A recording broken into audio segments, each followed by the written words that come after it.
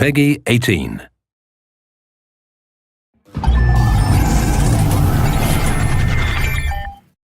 Hello everyone, I'm Colin Graham. I'm the animation director on Watch Dogs, and today I'm excited to present to you a vertical slice of the Watch Dogs free roaming experience.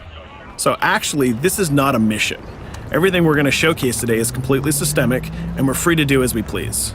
We start off in the wards, the low-income district of our interpretation of Chicago. When creating the world of Watch Dogs, we wanted to stay true to the city and give a unique flavor to each and every neighborhood, not only in terms of the architecture, but also in terms of the people that you'll encounter and what is happening in their day-to-day lives.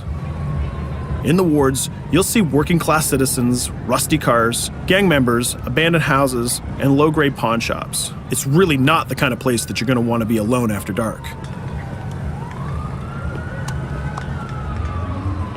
Nowadays, modern cities are increasingly managed by software, controlling traffic lights, electricity grids, and surveillance systems. In our version of Chicago, this management software is called CTOS, or the Central Operating System. The CTOS controls everything in the city, and it was created by the Bloom Corporation. Since the CTOS has been installed in Chicago, people get to work faster, the crime rate has dropped, and the communication networks are now more accessible and stable than they ever were before.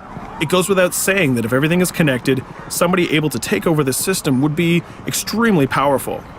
At this point in the game, we don't have control over this district's CTOS system.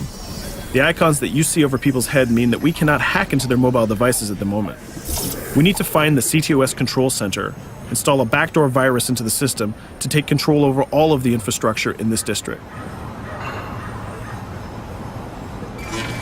There it is, the CTOS control center.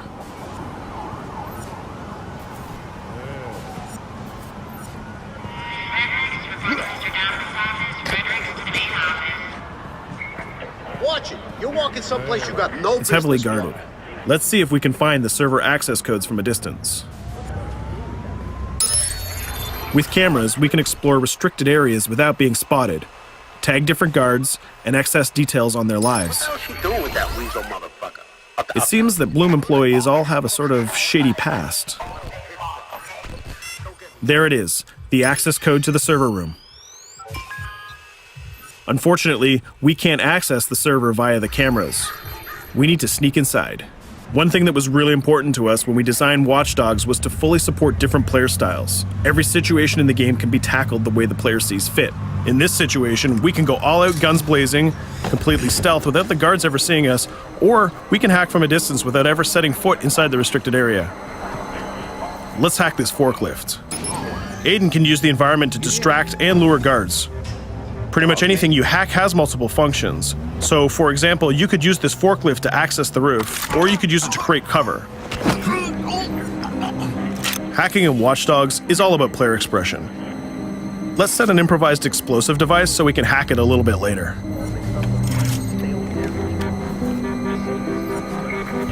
You'll also notice Aiden's low-profile stance. This indicates when the guards are unaware of our presence. We'll try to reach the upper level of the building to see if we can gain a vantage point over our opponents. Everything in the environment can be hacked, so we're going to make some dynamic cover.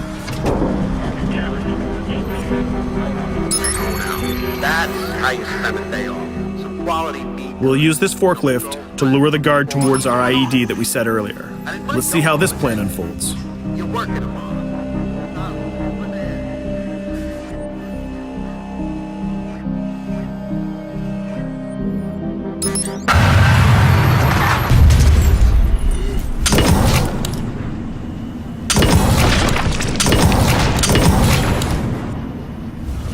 What you just saw is called focus. It represents Aiden's analysis capabilities and his quick reflexes. This gives the player more time to combine core game mechanics together, such as shooting, hacking, and driving, in order to handle more complicated situations.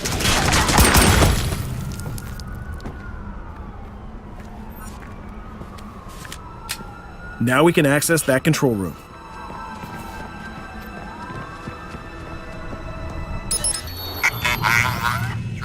Drop 2, 5.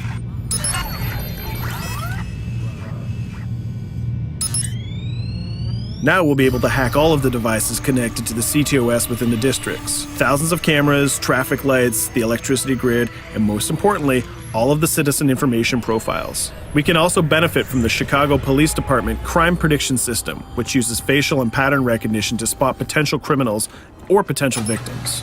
Since this is a pretty rough neighborhood, I'm pretty sure we're going to stumble on some suspected criminal activity pretty soon. And there it is. The system just pushed an alert of a potential crime. We can see the system trying to triangulate the location on our minimap. Take note, this isn't a mission. This can happen anywhere at any time. We've just spotted a potential victim. It's always up to the player if he wants to investigate or not, to take action or not. So let's see how this turns out. Yeah, you're right. Could I just...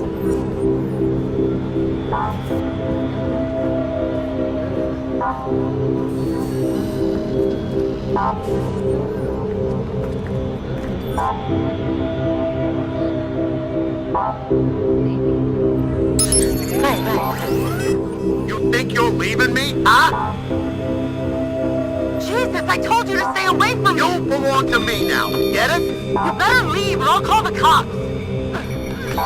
I'll fucking kill you, goddammit. Get off! Yo! That was close. Good thing that we intervened. We managed to prevent the crime, but we triggered a chase. From here, the criminal's behavior is unpredictable. He can try to get away, shoot back at us, surrender, or call for backup.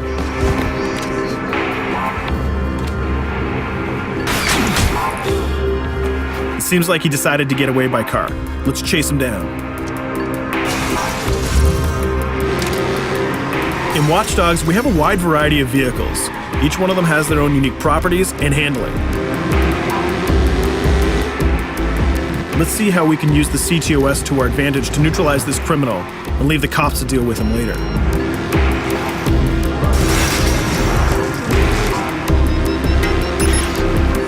The chase stops right here. Using the blockers usually reserved for the cops during interventions, we managed to stop this criminal without killing him. This gives us a reputation bonus. This system is at the core of the Watch Dogs experience. Depending on how we handle different situations in the game, the media and the citizens will have a different perception of our hero, whether he is a true vigilante or a reckless criminal. This will have repercussions throughout the game. Now, let's head for the Loop, the historical district of Chicago, where you're going to find the most iconic buildings in the city.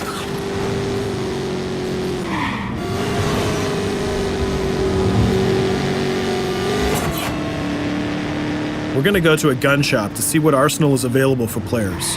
The economy is a big part of Watch Dogs. Players will be able to grow their arsenal with weapons and craft their tools in order to increase their power and their hacking abilities.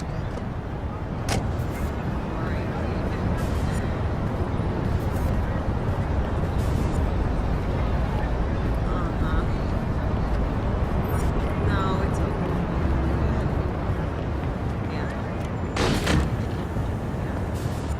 You will find all of the weapons that you would expect in a traditional shooter. Pistols, assault rifles, guns, sniper rifles, and grenade launchers, just to name a few. A lot of bullets were fired in our last encounter with the CTOS guards. Let's stock up on some more ammo. Finding everything.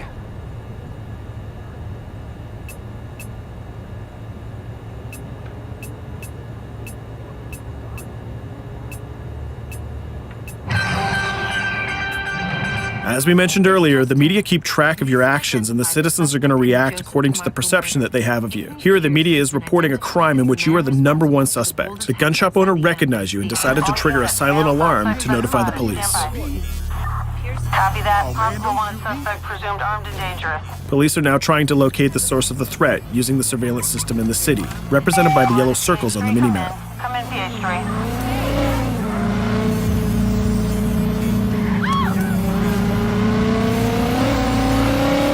Aiden is able to stall their efforts by hacking into their communication systems while avoiding the scanning areas.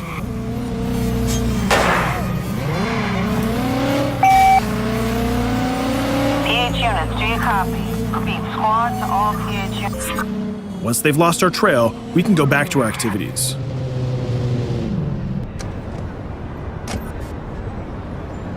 One thing that Bloom did to win over the population of Chicago with the CTOS project was to install free Wi-Fi hotspots throughout the city. Free Wi-Fi is cool, but not very safe with someone like Aiden Pierce around. Hacking into this box is going to give us access to every device that's connected to it. So let's see where that brings us.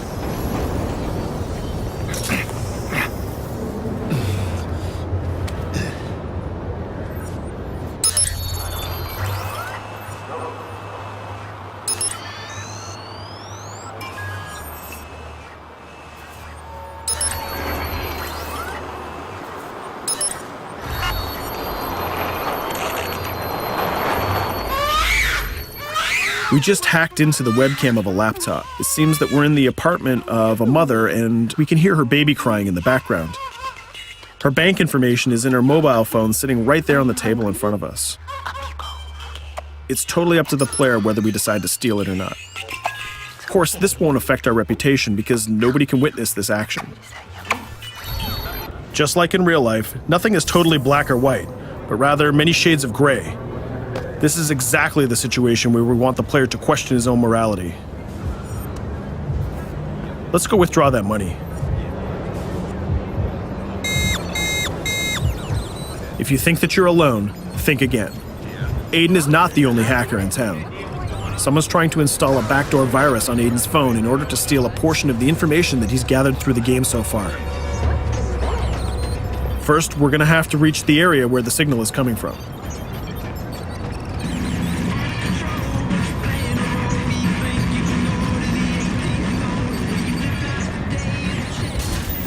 Using our profiler, we're going to try to identify the hacker before the installation finishes.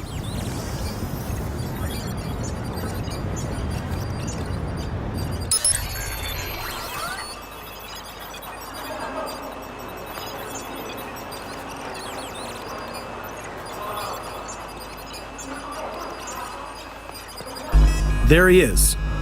In Watch Dogs, things aren't always what they seem to be. This is actually another player that seamlessly came into our single-player experience. Let's not let him get away with this. We're going to teach this guy a lesson.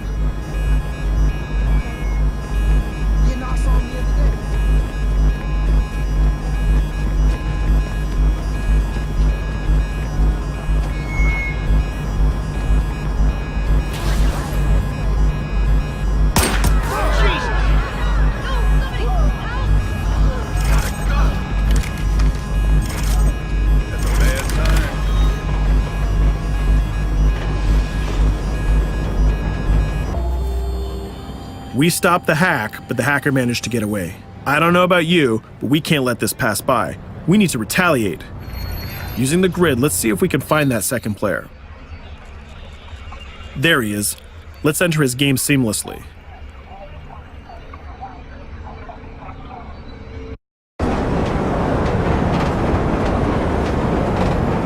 The second player is not yet aware of our presence. If we act carefully, he might think that we're one of the many NPCs in the city.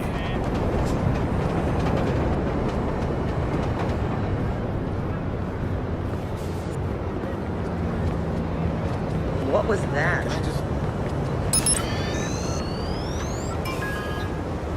So let's find a place to hide and start hacking. What's going on?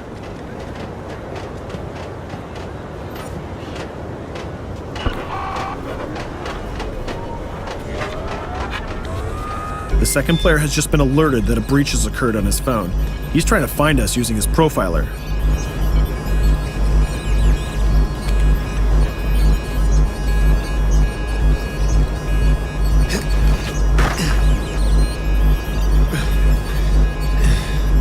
He's dangerously close. Let's hide in the car. We're spotted. Let's get out of there.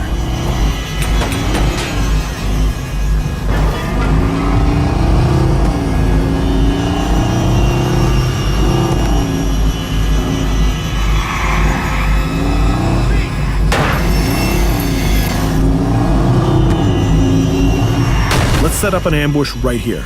By dragging the other player back here into the alley, we make sure that no civilians get hurt during the firefight. We didn't succeed in hacking the second player, but we did get a little bit of revenge. So that's what we have time for today. We hope you enjoyed our quick gameplay session. Stay tuned for more about Watch Dogs.